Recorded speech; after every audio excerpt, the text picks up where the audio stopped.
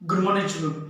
ધોરણ 8 ના ગણિતની અંદર ગયા લેક્ચરની અંદર આપણે આકારોના પ્રત્યક્ષીકરણ વિશે વાત કરી લીધી હતી, નકશાઓ વિશે વાત કરી લીધી હતી કે નકશો કઈ રીતે બનાવવામાં આવે છે, નકશો બનાવવા માટે કયા ચિહ્નોની જરૂર પડે છે, સંજ્ઞા કોને કહેવામાં આવે છે, કયા કયા આકારો કઈ રીતે ગોઠવવામાં આવે છે, બરોબર, કેટલું અંતર જાળવવામાં આવે છે, નકશો કયા વ્યૂમાં બનાવવામાં આવે છે.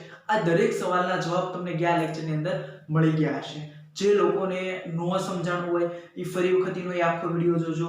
છતાં નો સમજાય તો બુક્સની અંદર તમને જે નકશા આપ્યા છે બે કે ત્રણ નકશા જોજો, એટલે તમને પેરેલલી બધું સમજાતું જશે. બરોબર. આજના લેક્ચરની અંદર આપણે આ ચેપ્ટરમાં આગળ વધીએ. આ ચેપ્ટરની અંદર આગળ વધતા હવે અમુક વ્યાખ્યા અને અમુક દાખલાકીય માહિતી ઉપર જવાનું છે. વ્યાખ્યા છે નોર્મલ છે, દાખલા નોર્મલ છે, ખાલી એક જ સૂત્રની ઉપરથી બધા દાખલા તમારે ચાલે છે. બરોબર. મેં તમને આગલા લેક્ચરની અંદર એ વાત કરી હતી કે આ ચેપ્ટરની અંદર દાખલા જેવું બહુ કઈ છે નહીં, ખાલી તમારે નકશા બનાવવાના છે. અને અહીંયા દાખલા જેવું તો નો જ કહેવાય, પણ ખાલી જસ્ટ સામાન્ય એક વાત સ્વરૂપે આવેલું છે. બરોબર. આમ થિયરિકલ જ આખી વસ્તુ છે, પણ એક સૂત્ર છે, એ સૂત્રના આધારે તમારે લોકોએ દાખલા કરવાના છે.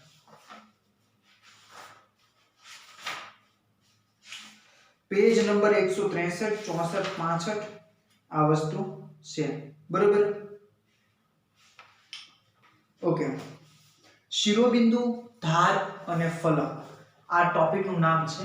આ ત્રણ વ્યાખ્યાઓ વિશે તમારે ભણવાનું છે.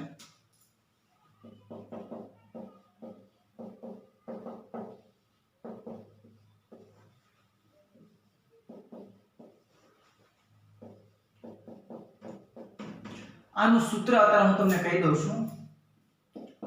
f + v - e = 2. આમ તો સૂત્રથી અત્યારે ઠેઠ જ્ઞાન જ પહોંચતા, કેમ કે તમને લોકોને ખબર નહીં પડે શું છે.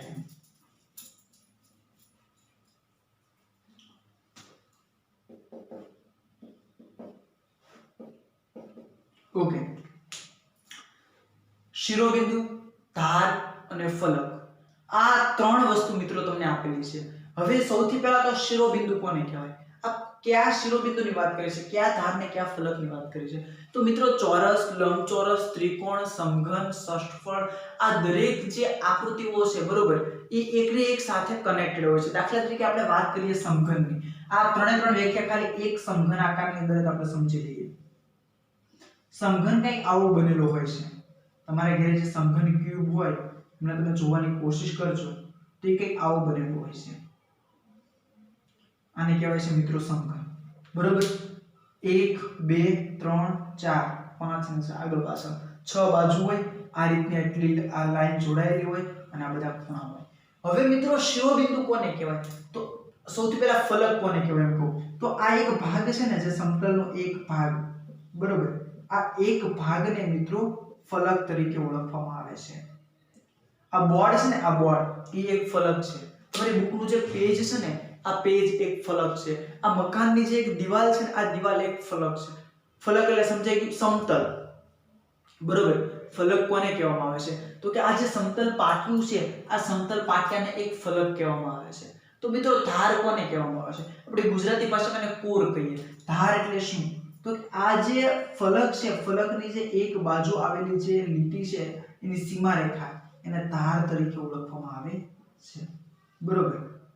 કોઈ પણ આકારની સીમા રેખા હોય, આ સીમા રેખાને ધાર તરીકે ઓળખવામાં આવે છે. અને શિરોબિંદુ કોને કહેવામાં આવે છે? તો કે એક થી વધારે ફલક ભેગા થાય. જો એક ફલક આ, બીજું ફલક આ છે,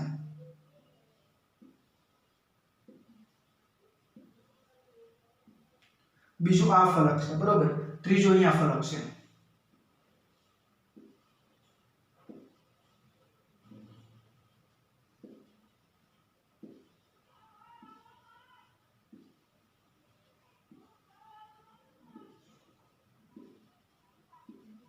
બરોબર. ફલક 1, ફલક 2 અને ફલક 3. આ ત્રણે ત્રણ ફલક ક્યાં ભેગા થાય છે? તો કે આ એક બિંદુ ઉપર ભેગા થાય છે, આ ખૂણા ઉપર. તો એને કહેવામાં આવે છે મિત્રો શિરોબિંદુ. આને કહેવામાં આવે છે શિરોબિંદુ. આ જે ઊભું પાટિયું છે, આને કહેવામાં આવે છે ફલક.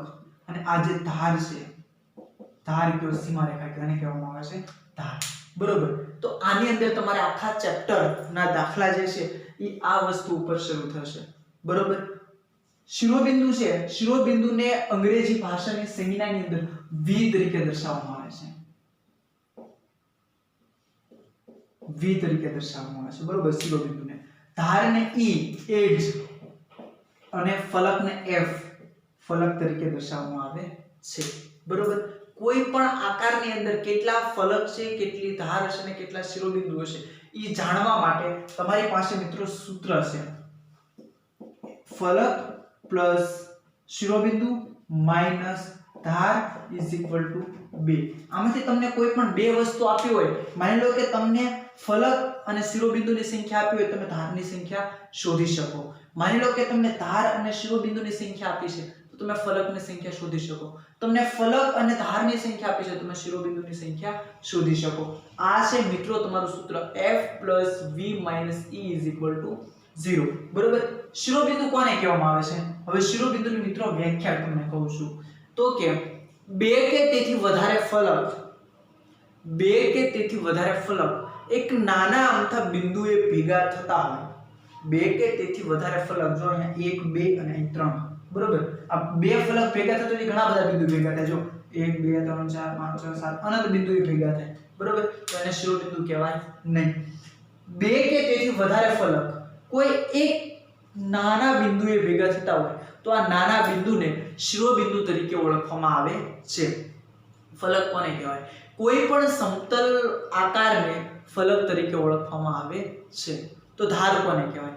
કોઈ પણ ફલકની સીમા રેખાને ધાર તરીકે ઓળખવામાં આવે છે. બરોબર. શું? શિરોબિંદુ, ધાર અને ફલક V E F એનું સૂત્ર શું છે? F + V - E = 2. બરોબર.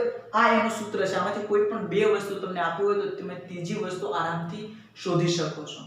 આખા ચેપ્ટરની અંદર આ ત્રણ વસ્તુ જોવાની છે. ફરી વખત રિપીટ કરું. શિરોબિંદુ કોને કહેવામાં આવે છે? તો કે બે કે તેથી વધારે ફલક જ્યાં ભેગા થાય છે આ નાના એવા બિંદુને શિરોબિંદુ તરીકે ઓળખવામાં આવે છે. ફલક કોને કહેવામાં આવે છે? એક સમતલ આકાર જે ભાગ છે આ સમતલને ફલક તરીકે ઓળખવામાં આવે છે. તો મિત્રો ધાર કોને કહેવામાં આવે છે? તો કે ફલકની સીમા રેખાને. બરોબર. કોઈ પણ ફલક છે, માની લો આ ફલક તેની સીમા રેખા આ થઈ, એની ધાર થઈ. આ ફલક તેની સીમા રેખા ઉપરની થઈ, એની ધાર થઈ. આ ફલકની સીમા રેખા આ છે, તેની ધાર થઈ. બરોબર. તો કોઈ પણ ફલકની સીમા રેખાને ધાર તરીકે ઓળખવામાં આવે છે. હવે બુકની અંદર જે વસ્તુ આપી છે બુકની અંદરની વસ્તુને જોઈએ. શિરોબિંદુ, ધાર અને ફલક. નીચેના ઘન આકાર જુઓ. સૌથી પહેલા વાત છે શિરોબિંદુની. બરોબર. તમને એમાં દર્શાવ્યું છે શિરોબિંદુને શું કહેવામાં આવે છે?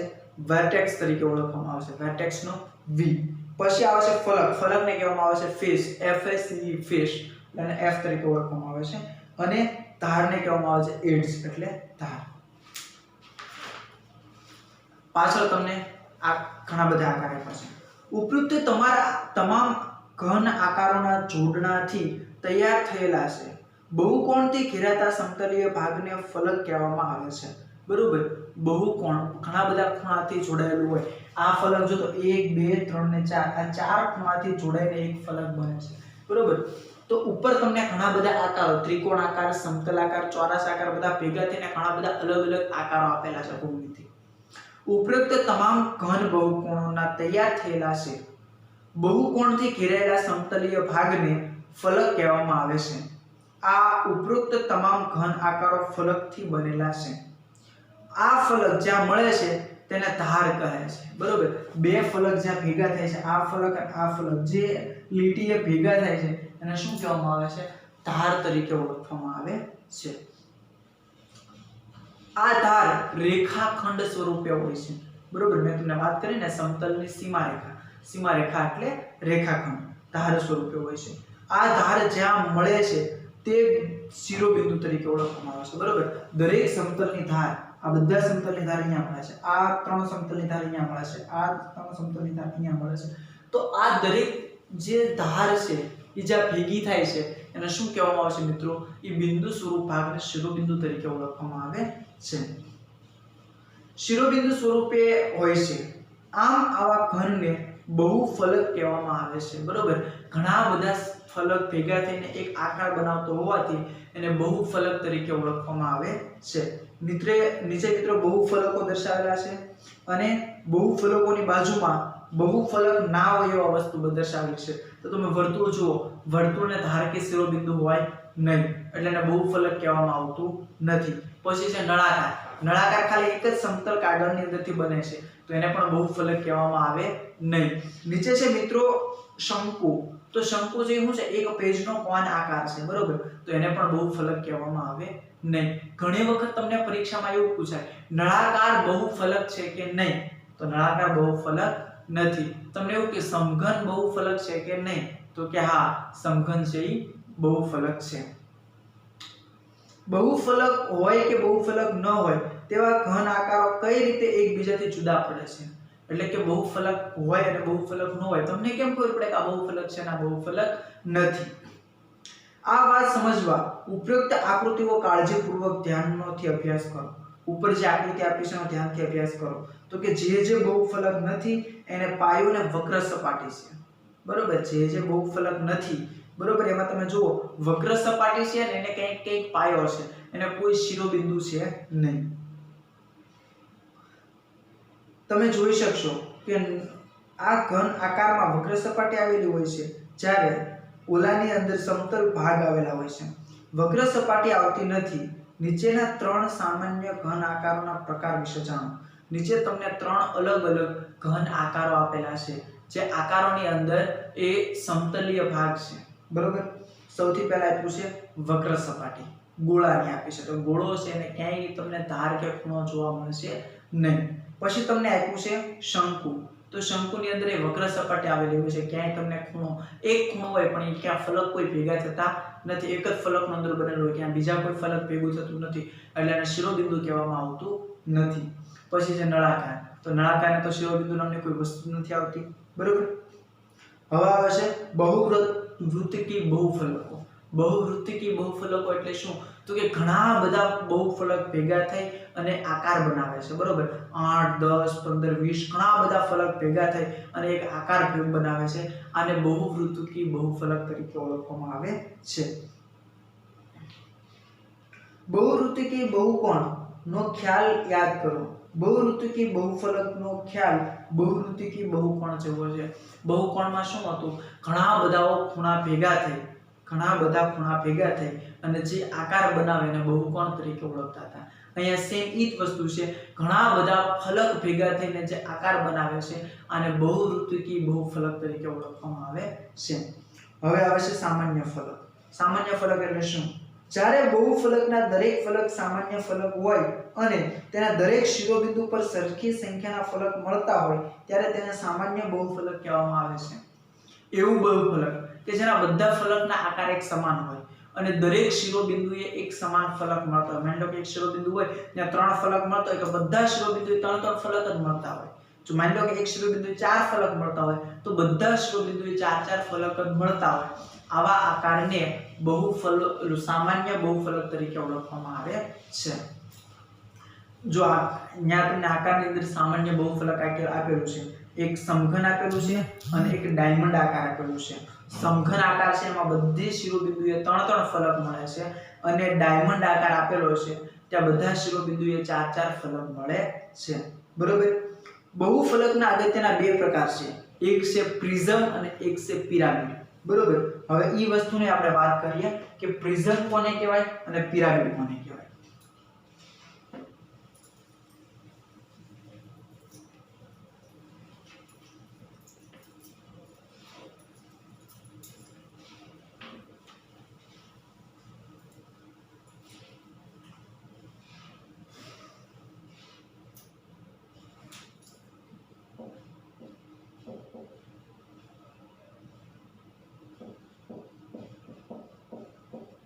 ઓકે, હવે આપણે મિત્રો ભણવાનું છે પ્રિઝમ અને પિરામિડ। પિરામિડ શબ્દનો અર્થ તમને ખબર છે, આમ તમારા વાર્ષિક ઉત્સવ હોય અથવા તો કોઈ સાંસ્કૃતિક કાર્યક્રમ હોય ત્યારે ઓલા છોકરા એકની ઉપર બીજો ચડે, એની ઉપર ત્રીજો ચડે, એની ઉપર ચોથો ચડે, એમ કરીને આમ આખી હારમાળા કરે। તમારે ગોકુળ આઠમની અંદર ખબર છે નીચે 10 ગોવાળિયા રહે, એની ઉપર બીજા 5 રહે, એની ઉપર બીજા 3 રહે, એની ઉપર કાનુડો ચડે, બરોબર. તો આ જે આખો આકાર બનાવે છે ને એને પિરામિડ તરીકે ઓળખવામાં આવે છે મિત્રો. બરોબર. પિરામિડ કેવો હોય તો કે પિરામિડનો નીચેનો જે આકાર હોય એ ખૂબ વિશાળ સમતલ હોય અને જેમ જેમ ઉપર જાય એ રીતે આ રીતે ટોચ આકાર બનતો જાય. બરોબર. ઉપર ખાલી બિંદુ સ્વરૂપ હોય છે. આને કહેવામાં આવે છે પિરામિડ. બરોબર. ગણિતની ભાષામાં કહું તો નીચેના ભાગથી ખૂબ વિશાળ પહોળું અને ઉપરની તરફ જતા જતા જેની સપાટી ભેગી થતી હોય, બરોબર, એક બિંદુ સ્વરૂપ થતી હોય એને પિરામિડ તરીકે ઓળખવામાં આવે છે. મિત્રો પ્રિઝમ કોને કહેવાય તો પ્રિઝમ વસ્તુ એ છે કે જેટલી તળિયેની સાઈઝ હોય ને ઉપર એની એટલી જ સાઈઝ હોય. બરોબર. દાખલા તરીકે નળાકાર, પછી સાબુ, બાકસ અથવા માચિસ, તમારી આપણી ભાષામાં બાકસ, બધી ભાષામાં માચિસ. બરોબર.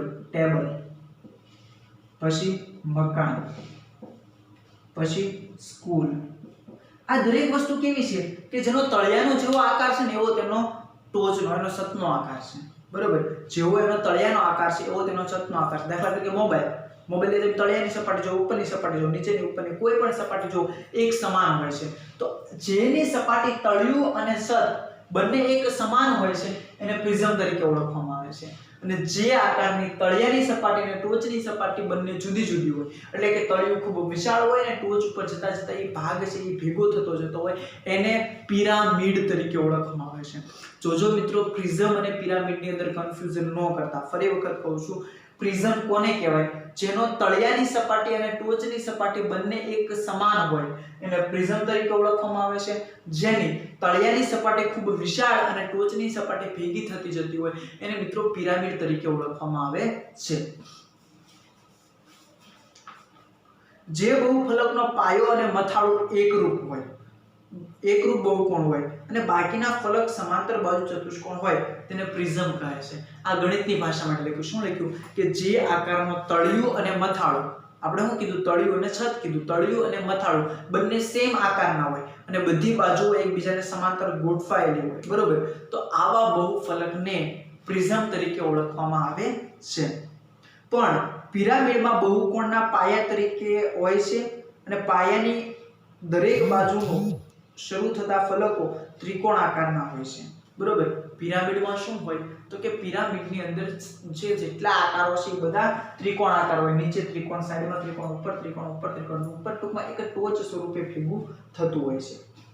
પાયાની દરેક બાજુમાંથી શરૂ થતા ફલકો ત્રિકોણ આકારના હોય છે. આ ત્રિકોણ આકાર ફલકો એક જ શિરોબિંદુમાં મળે છે. બરોબર. એને શું કહેવામાં આવે છે? પિરામિડ તરીકે ઓળખવામાં આવે છે. પ્રિઝમ અને પિરામિડ તેના પાયા પરથી ઓળખી શકાય છે. બરોબર. પ્રિઝમ અને પિરામિડ કોના ઉપરથી ઓળખી શકાય? એના પાયા ઉપરથી. આનું પાયું છે એવું તેનું મથાળું છે, જ્યારે આનું પાયું છે એવું તેનું મથાળું નથી. તો આ પ્રિઝમ છે ને આ પિરામિડ છે. બરોબર. તો પ્રિઝમ અને પિરામિડ એ એના તળિયા ઉપરથી ઓળખી શકાય છે. આમ ષટકોણીય પ્રિઝમનો પાયા ષટકોણીય બનેલા હોય છે. બરોબર. ષટકોણ પ્રિઝમ હોય તેના પાયા કેવા હોય? ષટકોણના જ બનેલા હોય છે. ત્રિકોણીય પિરામિડના પાયા ત્રિકોણ હોય છે. સમલંબ ચોરસી પ્રિઝમ, ચોરસ પ્રિઝમ વગેરે સ્પષ્ટ માટે અનુક્રમે લંબચોરસ અને ચોરસ હશે. બરોબર. શું કીધું? ટૂંકમાં એક વસ્તુ સમજો, જેનું તળિયું અને મથાળું બંને સમાન હોય એને પ્રિઝમ કહેવામાં આવે છે. જેનું તળિયું અને મથાળું જુદું જુદું હોય એને મિત્રો પિરામિડ તરીકે ઓળખવામાં આવે છે. નીચે એક કોષ્ટક આપ્યું છે. કોષ્ટકની અંદર તમને કીધું છે કે ફલક, ધાર, એજ શોધો. પછી f+b અને e+t2 તમારે શોધવાના છે. તો લંબઘન, મિત્રો લંબઘન જે છે, બરોબર, એનું સૌથી પહેલા કીધું ફલક. કેટલા ફલક હોય? 6 ફલક હોય. પછી કીધું એની ધાર, બરોબર, એની 8 ધાર હોય. બરોબર. તમે નિરાતે શોધજો તમારી રીતે. સમઘન 4 નીચે, 4 ઉપર અને 4 બાજુ, એટલે 12 ધાર હોય એને. અને શિરોબિંદુ કેટલા હોય? 1 2 3 4 8. અને શિરોબિંદુ કેટલા હોય મિત્રો? 8 હોય. 6 ફલક હોય, 12 ધાર હોય અને 8 શિરોબિંદુ હોય. બરોબર. એટલે આ રીતે લંબઘન, ત્રિકોણીય પિરામિડ, ત્રિકોણીય પ્રિઝમ, ચોરસ પાયાવાળો પિરામિડ અને ચોરસ પાયાવાળો પ્રિઝમ, આ દરેક વસ્તુના તમારે શું શોધવાનું છે? તો કે ફલક, એજ અને ધાર શોધવાની છે. સ્વાધ્યાય 10.3.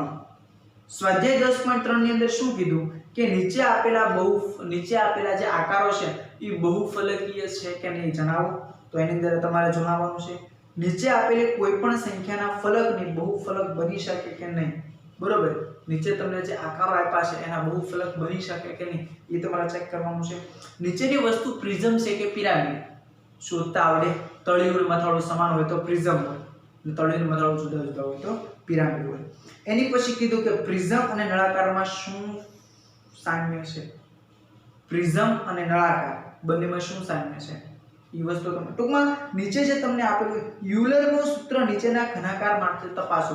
યુલરનું સૂત્ર એટલે કયું સૂત્ર મિત્રો? હમણાં જ મેં તમને કીધું યુલરનું સૂત્ર એટલે આવડા f + v - e = 2. બરોબર, તમને જે આકાર આપેલા છે, તમને જે કોષ્ટક આપ્યું છે એ કોષ્ટકની અંદર f v e ની અલગ અલગ વેલ્યુ આપી છે. કોઈ પણ એકની વેલ્યુ નથી આપી, તમારે શોધવાની છે. તો મિત્રો આ સૂત્રની મદદથી તમે એ વેલ્યુ શોધી શકશો. સ્વાધ્યાય 10.3 જાતે કરજો. નો સમજાય અમારો કોન્ટેક્ટ કરજો. આપણે સ્વાધ્યાય 10.3 કરશું, બાકી તમારા હોમવર્કની અંદર કરવાનો છે. આજના લેક્ચરમાં મિત્રો આટલું રાખીએ. નેક્સ્ટ લેક્ચરની અંદર એક નવા ચેપ્ટરની શરૂઆત કરશું.